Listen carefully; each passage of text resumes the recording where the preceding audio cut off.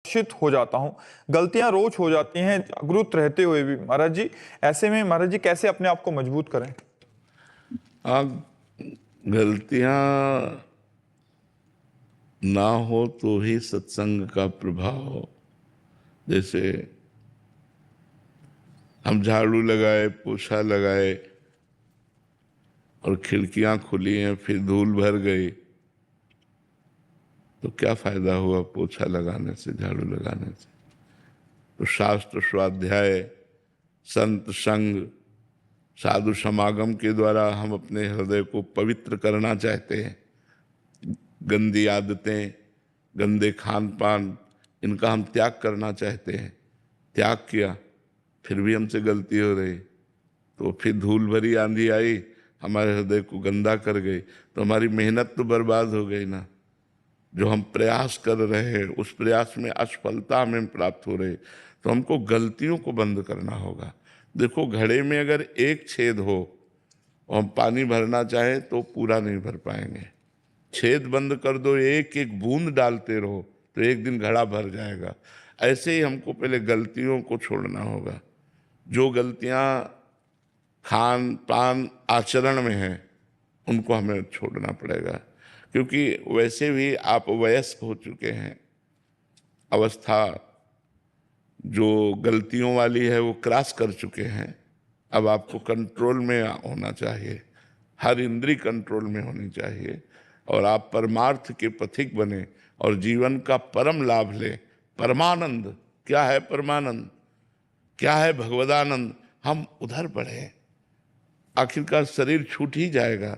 शरीर छूटने के पहले यदि आगे की व्यवस्था अच्छी नहीं की तो पछताना पड़ेगा। हम तुम सबको जाना है, जाने की तैयारी कर लो। जो पहले से तैयार न थे, पछता पछता कर चले गए। नहे रहे न रावण सम अभिमानी, हिरणाकश्यप सम वरदानी। कोई नहीं रहा, सबको काल खा गया। हमारे भी तुम्हारे जीवन को काल नष्ट कर देगा।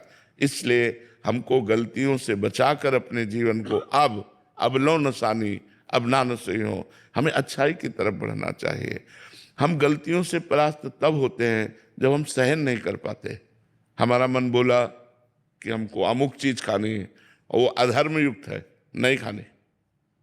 तू चाहे लाख बार कहे नहीं खानी, नहीं हमें करना, तो अगर आप दस्तखत नहीं करेंगे तो मन आपको परास्त नहीं कर सकता।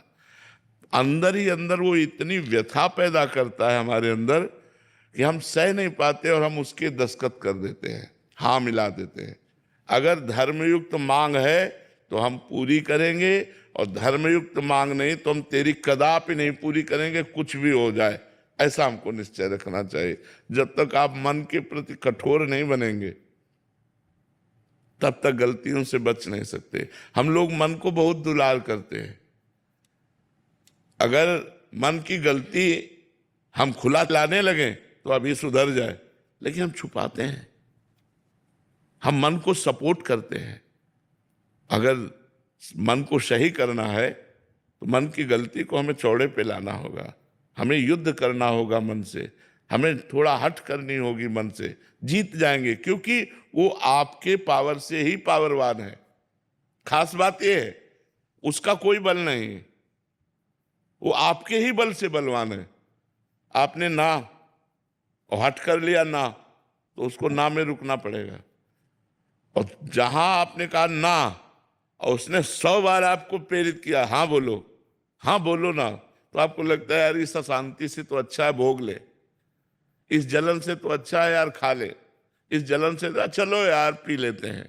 बस यही कमजोरी हमको नरकगामी बना देती है, यही कमजोरी हमको परास्त कर देती है, और जो मनुष्य जीवन का परम लाभ भगवान की प्राप्ति है उससे हम वंचित रह जाते हैं। हमें थोड़ा कठोर बनना होगा अपने मन के प्रति। अपने मन के प्रति क्षमाशील नहीं होना है, दूसरे के प्रति क्षमाशील होना है, अपने मन को दंड देना है। 3 दिन भोजन बंद, उसी को तो दंड मिल रहा है। हम तो अविनाशी के बच्चा हैं, अविनाशी स्वरूप है। चलो 3 परिक्रमा एक दिन में लगाओ वृंदावन की। अब वो होश ठिकाने उसके हो गए कि 3 दिन भोजन ही नहीं मिलेगा अगर ये गलती हो गई। ऐसा तो ये दंड है मन को, मन को दंड देना, अपने आप इसको हम ठीक कर लेंगे। अब इन सब बातों को लोग प्रयोग नहीं करते और जब मन जहां जैसा चाहा वैसा करते रहते हैं, इसलिए इंद्रियां बहुत बलवान हो गई, मन बलवान हो गया और हम निर्बल हो गए। हमारे बल से ये बलवान हो गए और हमने निर्बल करके अपना गुलाम बना लिया। जब जो चाहते हैं वो वैसा करवाते हैं। प्रायः हम सब उसी लाइन में खड़े हैं। अगर हम कठोर हो जाएं, थोड़ा सा समझ जाएं, तो ये सैनिक हैं, आप राजा हैं, आप जैसा चाहो वैसा इनको घुटने पे ला सकते हो। लेकिन आज वो सैनिक होते हुए भी वो हमको घुटने पे खड़े किए हैं, अंदर ही अंदर दबकावे, नहीं नहीं करेंगे, नहीं करेंगे, कुछ भी कर ले, अपने आप ठीक हो जाएगा। आप लड़ो तो थोड़ी देर मन से, लेकिन मन से 1 मिनट भी आप लड़ना नहीं चाहते। इतना दुलार करते हैं मन को कि वो जहां बोला तहां दस्तखत कर दिया, हाँ हाँ ठीक है ठीक है, क्योंकि पता है अगर नहीं किया तो जलाएगा। उसी जलन को जो सह गया वही महात्मा। जो काम क्रोध लोभ आदि के वेग आते हैं, जलन आती, उसी को सहना, परमार्थ पे चलना होता है, उसी को सो। यम ही न व्यथ्यते पुरुषम पुरुषर्षभ सम दुखा सुखा धीरम स्वमृतत्वाय कल्पते।